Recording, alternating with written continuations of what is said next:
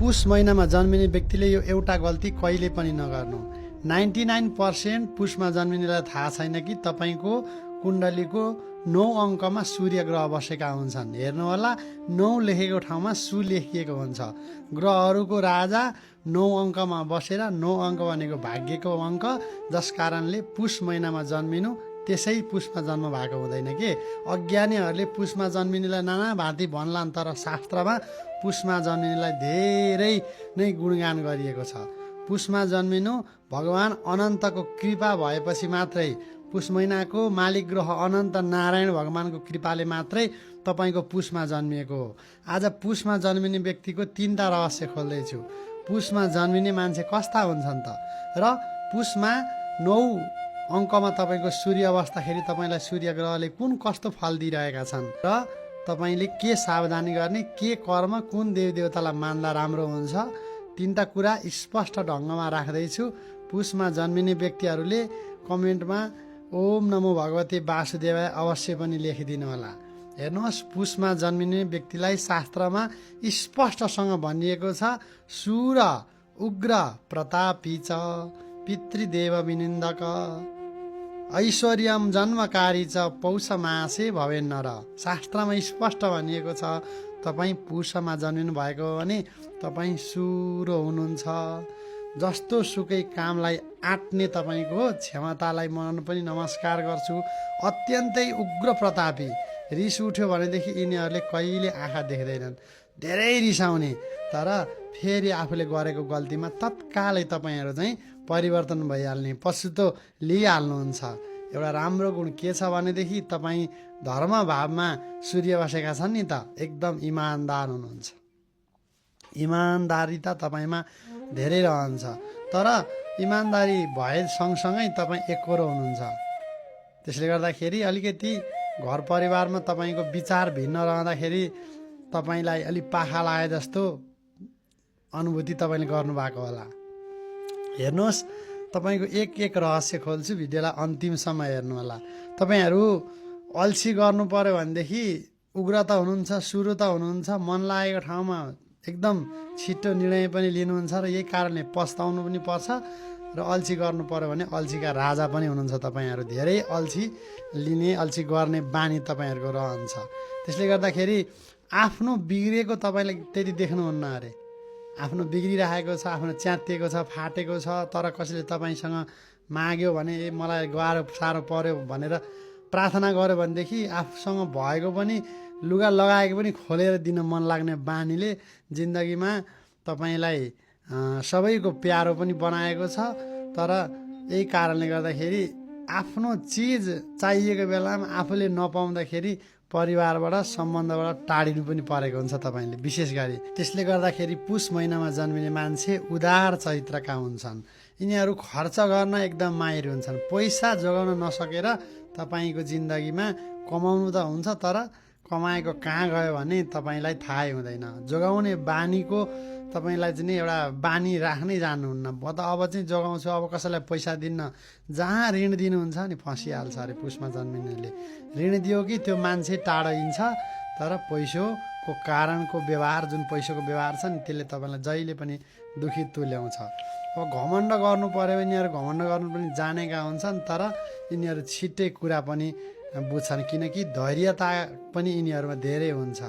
यस्तै हो भनेर स्वीकार गर्ने तपाईँहरूको चाहिँ क्षमता हुन्छ। र मेहनतको कुरै नगरौँ, मेहनत गर्न एकदमै सिपालु, सुरो प्रकृतिको भनिएको छ नि त, उग्र प्रतापी, प्रताप उग्र हुन्छ अरे। यिनीहरूले कसैको हानि गर्न चाह्यो भनेदेखि, जो खेदो खन्न चाह्यो भनेदेखि 12 महिना मध्येमा पुषमा जन्मिनेलाई चाहिँ कसैले जित्न सक्दैन अरे। एकोरिनु पर्यो, झगडा गर्नु पर्यो भनेदेखि तपाईँले आफ्नो कुरो सिद्ध गर्नु पर्यो, आफ्नो कुरो नै हो भन्नु पर्यो भनेदेखि तपाईँसँग सबैजना हार्न सक्छन्। त्यस्तो सुरो प्रकृति पनि ग्रहहरूले तपाईँलाई बनाएको हुन्छ।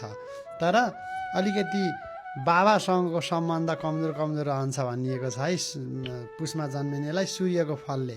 तर कुण्डलीमा अरू ग्रहले साथ दिएको छ भने यो चाहिँ राम्रो पनि हुनसक्छ। त्यो भित्री कुरा हेर्नुपर्छ यसमा चाहिँ। तर पुषमा जन्मिने व्यक्तिहरू कामुकस छ, लभ गुरु हुन्छन्। यिनीहरू एकदम कामी हुन्छन्, संसारको भौतिक वस्तुले यिनीहरूलाई धेरैभन्दा धेरै आकर्षित गरेको हुन्छ।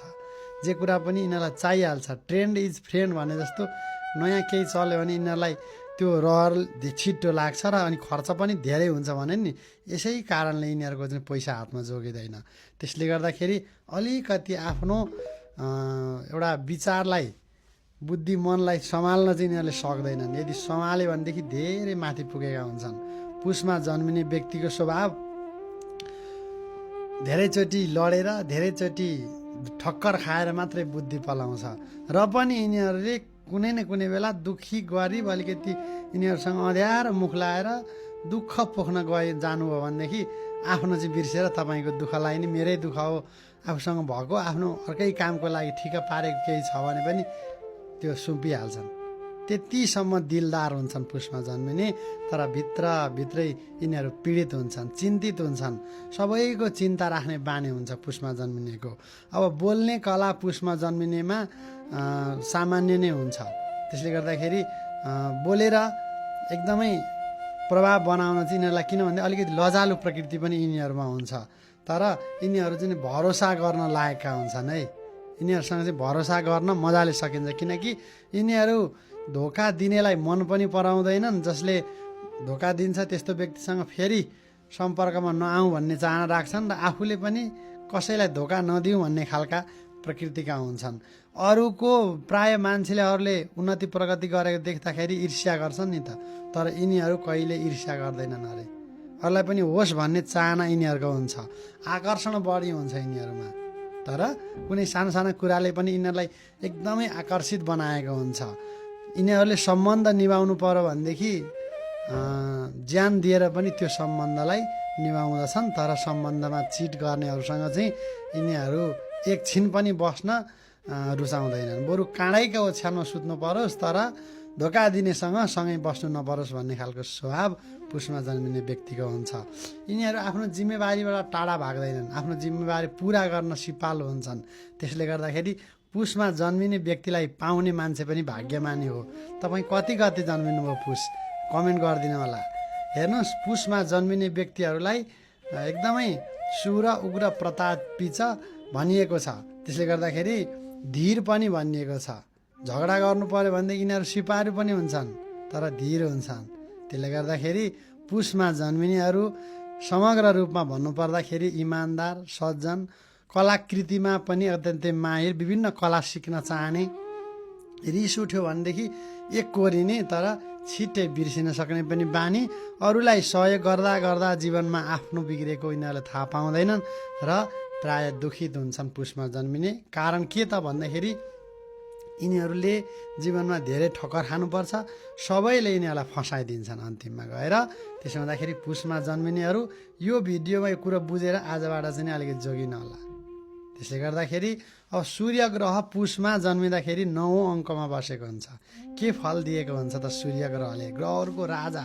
हेर्नुहोस्, स्वजन कोप आफ्नो इष्टमित्रको तपाईँहरूमा चाहिँ सूर्यमा नजिक भएर पछि विवाद हुने स्थिति सूर्य ग्रहले पनि बनाएका हुन्छन्। त्यसले गर्दाखेरि तपाईँहरू महान मतिम बुद्धिमानी हुनुहुन्छ अरे। सूर्य ग्रह धर्म घरमा, धनु राशि पनि हो 9 नम्बर, धर्मको घरमा बसेको छ भने झन् के कायदा है। त्यसले गर्दाखेरि तपाईँ ठुलो मतिको हुनुहुन्छ, सानो बुद्धिको हुनुहुन्न अरे। सूर्यले त्यस्तो बनाएको हुन्छ। बहुधनम, धन सम्पत्ति त धेरै कमाउनुहुन्छ तपाईँले, तर सूर्य तातो ग्रह, छिट्टो गुमाउनु पनि पर्छ। त्यसो हुँदाखेरि सृजना तपाईँहरूले राम्रो मान्छेको सङ्गत गर्न मात्रै खोज्नुहुन्छ। चिटरहरू मैले अघि पनि भनिहालेँ, मन पर्दैन। सूर्य ग्रहले पनि त्यो फल तपाईँलाई दिएको हुन्छ।